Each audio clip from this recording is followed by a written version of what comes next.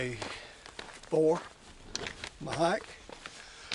Left, stayed at the highest shelter on the Appalachian Trail last night. So it's like Rome Mountain High Shelter. Got in there, ran into 2 guys, incredible. Both of them in their mid-70s, and they were both camping. They left yesterday. They were 4 miles behind me yesterday. Now yesterday, I had a 13.5 mile, probably about 14 mile actually, from Water Detours. No, I had a 14-mile hike. Okay, you do the math. At the end of it was a 6,000 foot climb. Well, up to 6,000 feet.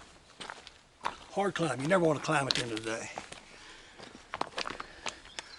These 2 old gentlemen started, and I started at 6:30. It's about that time this morning right now. It's about 6:30. I'm on my way out. I started at 6:30 yesterday. They passed me and was at the shelter when I got there. Incredible. So let's know if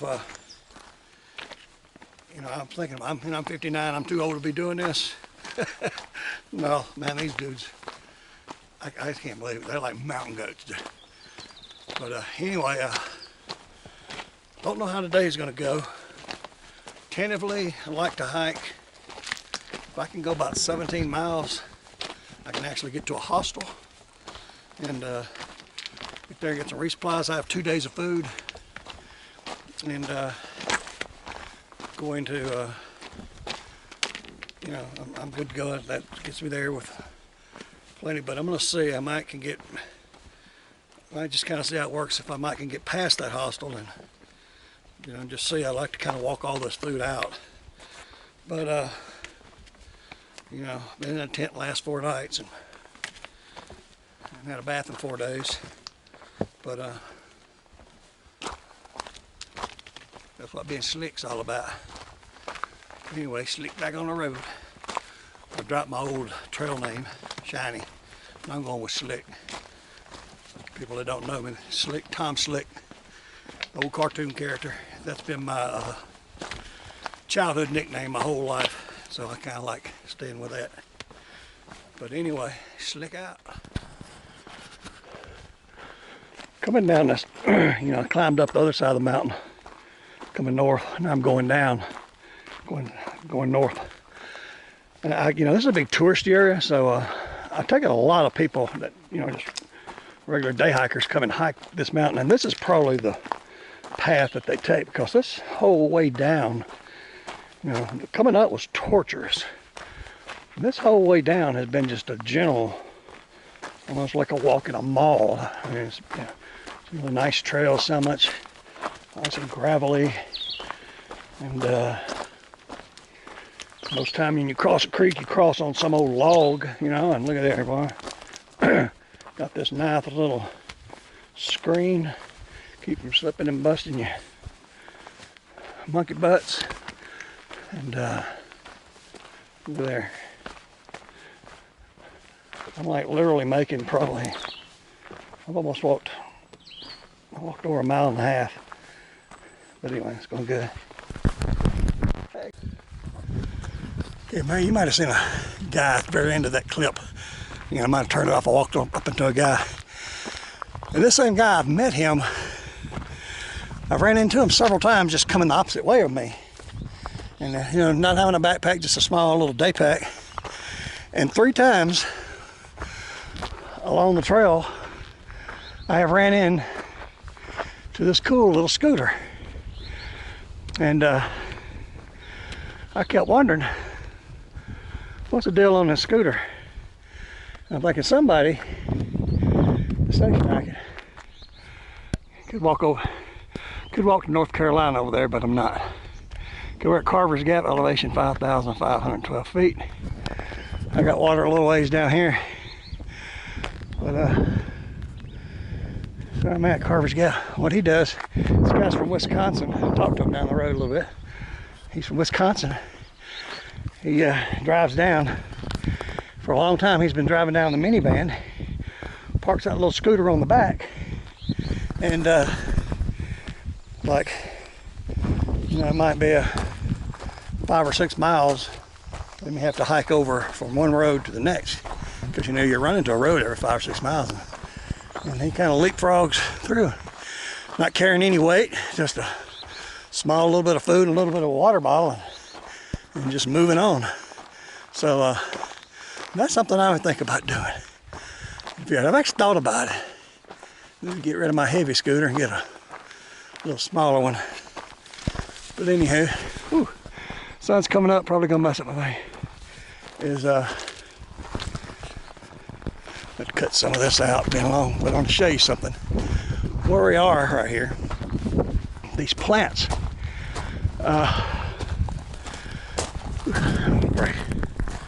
Okay, anyway, what I was gonna say is these philodendron,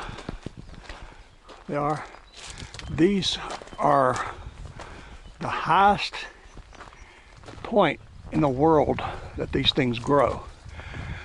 And they only bloom like a few weeks out of the year. And all the thru hikers that come through here last month, they all missed this. And there's another flower I'm looking for. It's a big speckled one. It's called the Gray's Lily. And the Gray's Lily is named after a botanist, like in the 1840s, like Irma Gray or something. I read about it once. And it can bloom. It's supposed to be kind of pink like that with black spots on it. And they can get up to like 6 foot tall. And I'm hoping to see one of them. But I think this would be the place to see if I see it. Anyway, gonna have to get out of this hot shirt.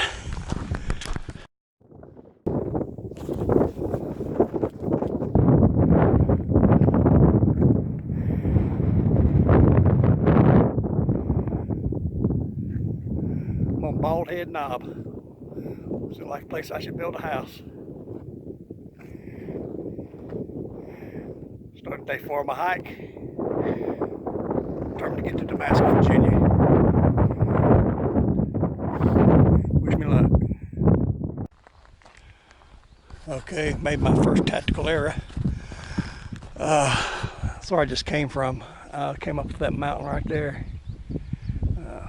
Down there where that scooter was parked. But right about up there is where I ran into that guy from the scooter. And I got to talking with him and lost my focus in this piped spring where I needed to get water. And I'm not going back. I think I'm gonna be okay. Water I got, I've got a 1.5 liters, and it's real cool this morning. But so I got 3.6 miles to a reliable half drop site. So hope I don't regret it, but I'm not going back. So off that top, I've been climbed up another pretty tall top here. Bald Head. They named that joke after me. Anyway, you can see back over that way. I should have videoed on the other side. I might be able to see it, but see all that? I'll be crossing all that. Isn't it amazing? I've got 2 days of food left. After that, I've got to find some civilization. And days 4, I can walk day 4, day 5. Yeah, I'm going right up. You see the trail? I'm going right up through there, right over the top of that one. West, I'm probably heading more like that way. Not sure. Anywho,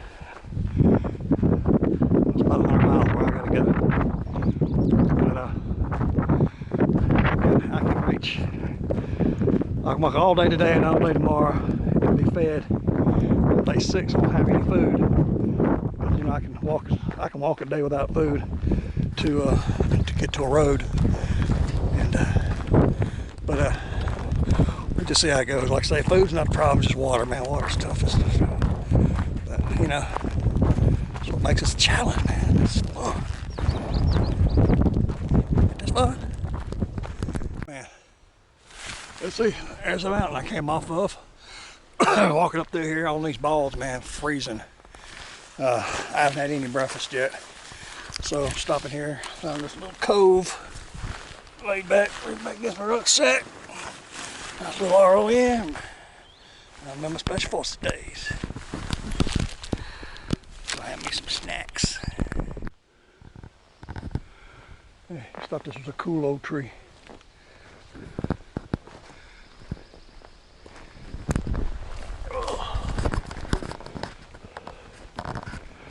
Imagine there's some history here. So people come up here selling this rock. Come look at this old tree. It's cool. So moving right along. Got about 9 miles. I might try to get to this hostel. Anyway, you can see way down there. There's a big barn. It's been converted into like a shelter. Really famous. I've already passed that. And my timing wasn't right to stay there, but I always wanted to, kind of dreamed that I would spend the night there one night, but didn't get it to. But, oh well. Everything's looking better. I'm moving. All right, just came from way over there, down that valley, up over all this, over this hump. Now I'm going down and gonna go up that hill. And there's some blue scarf right here, handkerchief. Stopped, taking a break, switching my water over, and about 6 young people, look like thru hikers. They come flying by me. One of them dropped this. I hope it was the last one, because if it wasn't, if it was the first or second one, and the other 2 people walked by it, it's pretty much a you-know-what move. So I'm gonna carry it, and there's a spring down here. Hopefully I'll see them. And I'm gonna carry this to the hostel tonight. As far as I'm carrying it, because I wear a because I wear a gaiter, because I think a scarf could if it's too heavy. So I carry it for a day. And it's going in a hiking box at the hostel. Man, I finally, that's where I was. I came here to come over on this mountain. I pointed at earlier. And when I was climbing up it, I thought I was at the top when I got to that fence. Look up there. Whew, that's depressing. All right. Made it to the top. That's where, down the bottom down there, if I watch, at the bottom of that hill, came up. Dude, that smoked my butt like an old Mississippi wild smoked turkey. And man, my whole butt probably looked like an old turkey butt right now. It's so sore. But anyway, try to identify some of these towns around here, but I swear to God, it's like everything gets turned around like this. It's like 60 miles from Erwin to Damascus by road, but it's 126 by trail, so it kind of makes a big S, you can imagine, you know, that winds you through. So that's probably Erwin down there. And anywho, it's kind of a monument right here. I've been talking to this couple, they're real nice. They got shuttled up to that mountain where I stayed last night. Spent the night, now they're hiking back down to where I'm going. They're pretty good hikers too.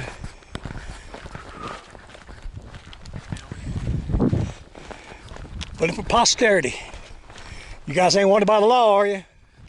Y'all wanted by the law? Can I video you? Okay. No, we're not wanted by anything. All right. Yeah, that I'm aware of. So a couple I met, and they've been hiking. They are really, I made the mistake of saying bye, might if I don't see you again, but they passed me again. So, Oh, well. whew. It's pretty up here, guys. This is what I read it later. House and Ridge, Stan A. Murray, 1920. Awesome. Cool. That's what it's all about.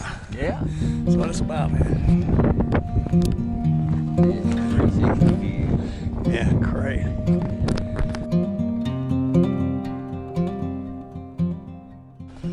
Man, I'm still walking down off this mountain.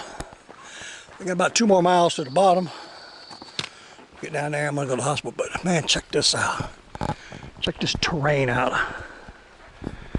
Here, stop it. Man, that's some scheduling. Don't buzz my booty when I'm doing it, but check this out, man. Wow.